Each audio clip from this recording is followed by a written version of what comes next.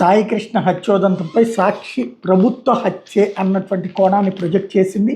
కాపుయోకుడు సాయికృష్ణ హత్య కేసులో కీలక పరిణామాలు, సిఐ నాగరాజు రిమాండ్ రిపోర్టు సాక్షిగా పన్నాగం బట్టబయలు, కీలక అంశాలు లేకుండానే సిట్ రిమాండ్ నివేదిక, సాయికృష్ణను హత్య చేసినట్టు స్పష్టంగా పేర్కొనని సిట్, హత్య సమయం, ప్రదేశం, ఆయుధం ప్రస్తావనే లేవు, మృతదేహాన్ని ఏం చేశారన్న వివరాలమై, మృతదేహం అవశేషాల సేకరణ పట్టించుకొని సిట్, కీలక పోలీసు రిజిస్టర్లు రికార్డుల ప్రస్తావన లేనేలేదు, ప్రత్యక్ష సాక్షులపై దొంగాట, సిపి టాస్క్ ఫోర్స్ అధికారికి ప్రభుత్వ రక్షా కవచం, సీసీటీవీ ఫుటేజ్ బ్యాకప్ స్వాధీనంలో తాత్సారం, తూతు మంత్రంగా రిమాండ్ రిపోర్ట్, తెర వెనక ఉన్న టీడీపీ పెద్దల పాత్ర కప్పిపుచ్చే కుతంత్రం, సిఐ నాగరాజ్ అరెస్ట్ రిమాండ్ అన్నటువంటిది హైలైట్ చేశారు. ఇక్కడ బేసిక్ సమస్యల్లో ఒకటే, వాళ్ళు ఉద్దేశపూర్వకంగానే కేసును తప్పుదోవ పట్టించాలనుకుంటున్నారు.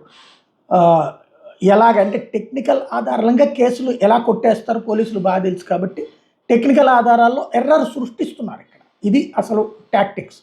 మెయిన్ ఇంకోటి ఏంటంటే, ఇప్పుడు విచారణ సందర్భంగా నాగరాజ్ చెప్పినప్పుడు మేము బూడిది ఇక్కడ తీసుకొచ్చాం, లేకపోతే ఎక్కడ తెచ్చిపోయాడు తెలిసింది, ఇలా తర్వాత ఇస్తారు. బట్ అసలు సమస్య ఏంటంటే సీసీ ఫుటేజ్ ఇట్లాంటిది మాయం చేసినటువంటి వ్యవహారం. ఇవన్నీ డిపార్ట్మెంటల్ యాక్షన్ని బేస్ చేసుకుంటాయా, లేకపోతే నిజంగా దీన్ని ఒక క్రిమినల్ కేసుగా కోర్టు చూస్తుందా అంటే భవిష్యత్తులో పోరాడే వాళ్ళ మీద ఆధారపడి ఉంటుంది.